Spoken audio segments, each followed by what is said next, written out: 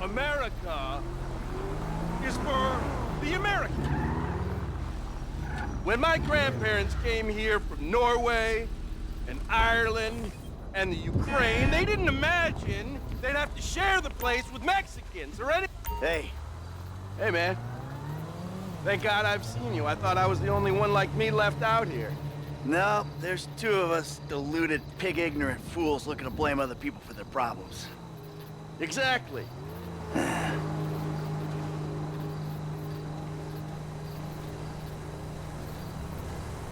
This is the land